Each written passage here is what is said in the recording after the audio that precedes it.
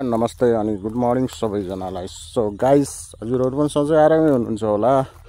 So finally guys, फेरि धेरै दिनको ग्यापपछि म न्यू ब्लग लिएर हजुरहरू माझ उपस्थित भइसकेको छु। सो फाइनली गाइस, सबैहरू सधैँ आरामै हुनुहुन्छ। सो आज फेरि न्यू ब्लग लिएर हजुरहरू माझ सो आइसकेको छु। सबैजनाले माया गरिदिनु होला, लाइक गरिदिनु होला, च्यानललाई सब्सक्राइब गरिदिनु होला नयाँ हुनुहुन्छ भने। सो साथीहरू, अनि अहिले चाहिँ सो बाख्रा साख्रा लिएर अहिले यसो खेततिर दपाउँदैछु। So finally guys, I hope कि हजुरहरूलाई पनि यो भिडियो मन पर्ने छ। सो भन्दै भिडियोतिर लागौँ हामीहरू।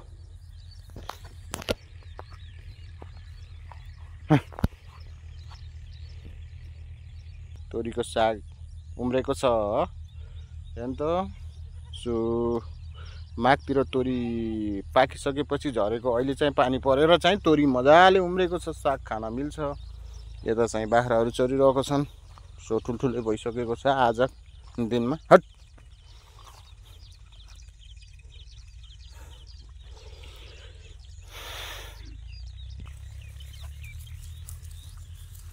हट हट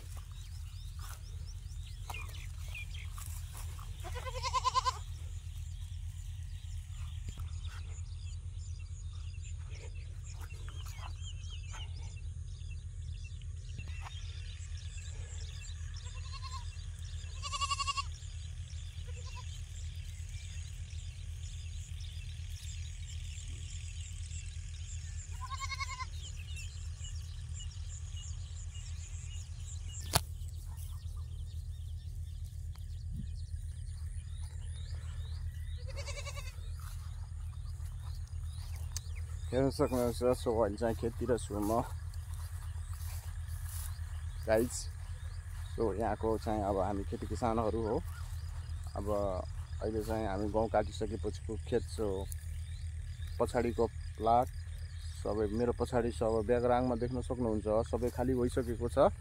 र अब केही समय 1 महिना 1.5 महिना चाहिँ यो खाली रहन्छ। सो असाढसम्म, त्यसपछि चाहिँ फेरि हामीले चाहिँ धानसान रोप्छौँ। सो गाइज, यहाँको खेती किसानी नै यही हो, धानसान काट्ने, धान लगाउने, गहुँ छर्ने। सो आलास मसुरे सबै अग्रम बग्रम तोरीसोरी हुन्छ। सो गाइज, यो खेतमा चाहिँ अहिले म चाहिँ सो गाउँबाट चाहिँ बिलिङ गरिरहेको छु, हेर्न सक्नुहुन्छ। सो मेरो पछाडि सबै खाली खेत देख्न सक्नुहुन्छ। सो अनि पछाडि चाहिँ ब्याकग्राउन्डमा बाख्रा चाहिँ चरिरहेको छन् र मेरो घर वरिपरिको यही हो सो ठाउँ। हजुरहरूले हेरिरहनु भएको छ। सो भिडियोमा कस्तो लाग्छ सबैजना जोडिँदै जानु होला। सो गाइज, आज चाहिँ निकै गर्मी छ। बिहानदेखि एकदम मौसम चाहिँ एकदम चर्को जस्तो घाम पनि लागेको छ, तर घाम चर्को नभए पनि भित्री गर्मी चाहिँ बेसरी नै बढेको छ, एकदम उम्को छ। सो आज 4-5 दिन लगभग यो हप्ता 10 दिनको बिचमा धेरै पटक पानी पनि पर्यो। सो गाउँहरू पनि भिजे। सो कुनै ठाउँमा आज चाहिँ ट्रेसर पनि लागिरहेको छ, देख्न सक्नुहुन्छ। चैतभित्र सो गहुँ काटेर भ्याउनु पर्ने थियो चैतको लास्टसम्ममा। र सो अहिले चाहिँ चैतको लास्टतिर पानी परेको कारणले गर्दा सो गाइस देख्न सक्नुहुन्छ, तपाईँलाई म देखाइरहेको छु, त्यहाँ चाहिँ ठेसर लगाइरहेको छ। सो अहिले वैशाखको 7-8 गते पनि गइसक्यो। सो पानी परेको कारणले केही समय ढिलो भएको थियो सो गहुँहरू काट्नलाई, र पानीले पनि भिजाएको थियो। सो अहिले चाहिँ 2-3 दिन भयो सो घाम लागिरहेको छ, पानी रोकिएको छ र मौसम हेर्दा पानी पर्ने जस्तो देखिन्छ। सो अहिले चाहिँ बर्खा चाहिँ सो चाँडै नै गर्यो र गहुँहरू पनि कुनै राम्रोसँग काट्न दिएन। सो अहिले चाहिँ ढिलो भएको कारण ठेसर लगाउँदैछन्। वैशाखको आज 8 गते। सो अलि मौसम हेर्दाखेरि गर्मी छ भित्री र पानी पर्ने सम्भावना बढी देखिएको छ। सो गाइज, यस्तै हो यहाँको वरिपरिको दृश्य। सो फाइनली हजुरहरू पनि यो भिडियोलाई जोडिँदै जानु होला साथीहरू। सो अहिले चाहिँ मकै लगाएको र यहाँ साइडमा चाहिँ अमिलोको बुट्टा छ। सो अहिलेको साल चाहिँ अमिलो चाहिँ धरो खाइयो, अहिले चाहिँ फल लगाइरहेको छ, हेर्न सक्नुहुन्छ। अनि मकैहरू पनि सो लगाएको, अलिकति हावाले पनि ढलाइदिएको ढलाएको देख्न सक्नुहुन्छ अनि बिचमा हावा हल्का चलेको थियो पानी सहितको र अनि जुनेलो मकैको जुनेलो लागेको छ। सो हेरौँ अब कतिको मकैको घोगा लाग्छ। सो मकैको दाँत त अल्को देख्न सक्नुहुन्छ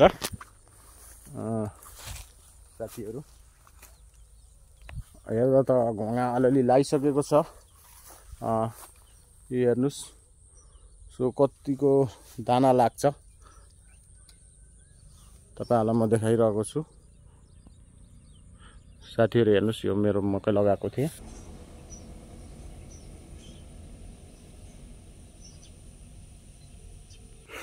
सो तपाईँले देख्न सक्नुहुन्छ अनि गाउँको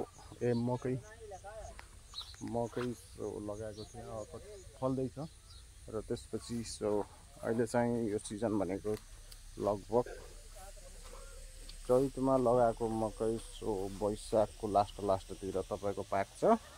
सो त्यसपछि हामी धान सानो पनि लगाउँछौँ र बाख्रा चाहिँ उता चरिरहेको छ। सानो पाठा चाहिँ गरेको चाहिँ हेर्न सक्नुहुन्छ, दुध खानलाई भोक लाग्यो होला।